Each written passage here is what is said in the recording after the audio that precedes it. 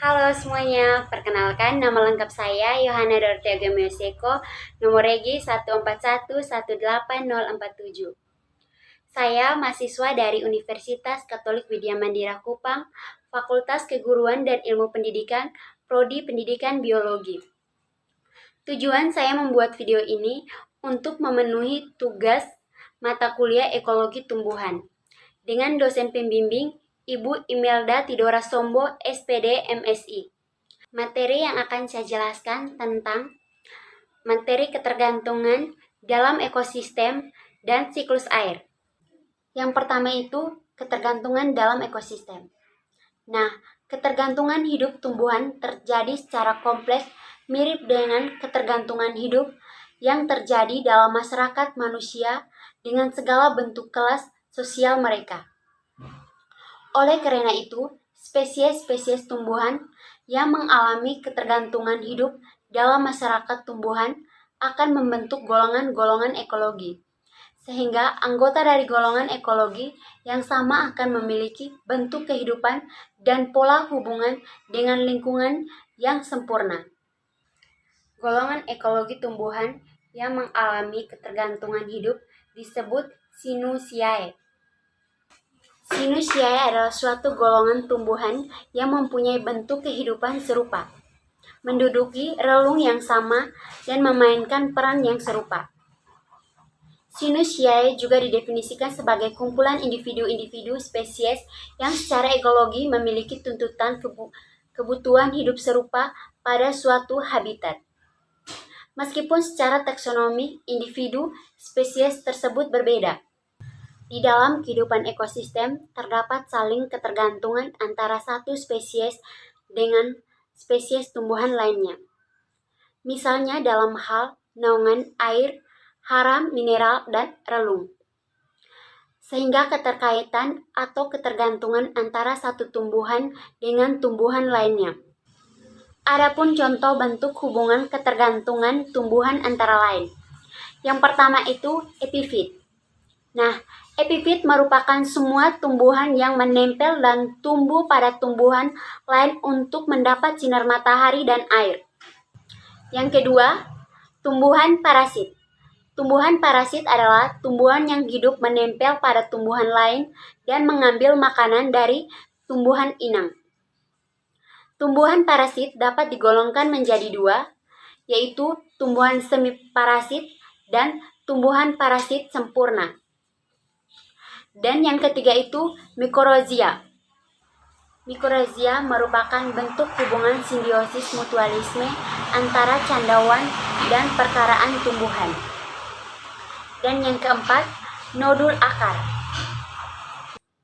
Nah, nodul akar atau bintil akar adalah bentuk simbiosis mutualisme antara bakteri Rhizobium spp dengan akar tumbuhan. Dan yang kelima itu tumbuhan pencekik. Tumbuhan pencekik adalah spesies tumbuhan yang pada awalnya hidup sebagai epifit pada satu pohon. Setelah akar-akarnya mencapai tanah dan dapat hidup sendiri, lalu mencekik, bahkan dapat membunuh pohon tempat bertumpu. Dan yang keenam, liana. Liana merupakan spesies tumbuhan yang merambat. Dan yang ketujuh itu hewan hutan atau satwa liar. Hewan hutan atau satwa liar merupakan bagian yang tidak dapat dipisahkan dengan masyarakat tumbuhan. Lanjut, interaksi tumbuhan dalam ekosistem. Dalam satu ekosistem, berbagai jenis tumbuhan dan organisme lain hidup bersama-sama dan saling berinteraksi. Dalam satu komunitas, misalnya hutan, bermacam-macam komunitas tumbuhan, seperti pohon, perdu, semak, dan harba, lumut, dan sebagainya. Tumbuh dan berkembang berinteraksi satu dengan lainnya dan menyesuaikan diri dengan lingkungannya. Pepohonan di hutan yang tajuk atau kanopinya menaungi tumbuhan lain akan berinteraksi dengan tumbuhan perdu, lumut, epifit, atau herba yang tumbuh di bawah tajuk atau sekitarnya. Karena dapat mengurangi interaksi cahaya yang diterima tumbuhan tersebut. Mikrobiota seperti jamur, bakteri, alga atau virus yang terdapat di tanah atau hidup di sekitar pohon akan berinteraksi dan mempengaruhi pepohonan dengan berbagai cara. Penguraian atau dekomposisi dari tempat yang mati akan memberi dan menambahkan bermacam-macam senyawa organik dan anorganik ke dalam tanah dan sekitarnya.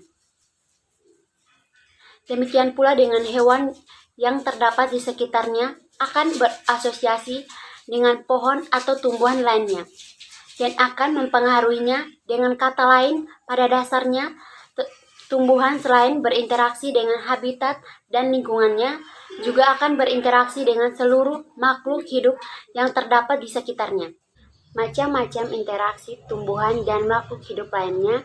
Yang pertama itu netralisme, dan yang kedua itu protokooperasi, dan yang ketiga itu mutualisme, dan keempat komensalisme, kelima amensalisme, keenam itu paratisme, dan yang ketujuh itu kompetisi atau persaingan. Yang kedua itu siklus air. Nah, gedung air terbesar di alam adalah samudra. Akan tetapi, masih banyak gedung-gedung air lainnya di permukaan bumi yang berupa beda-beda perairan seperti danau, rawa, waduk, dan sungai. Dari gedung-gedung air tersebut, air akan menguap ke udara, kemudian membentuk awan, dan akhirnya turun lagi ke bumi dalam bentuk presipitasi. Sehingga air akan mencapai ke seluruh permukaan bumi, mulai presipitasi, dan terus akan bergerak lagi masuk ke bumi, mengalir ke sungai, ke danau, ke laut, menguap, dan seterusnya sesuai dengan siklusnya. Oke, sekian video dari saya, dan saya mengucapkan terima kasih. Bye-bye.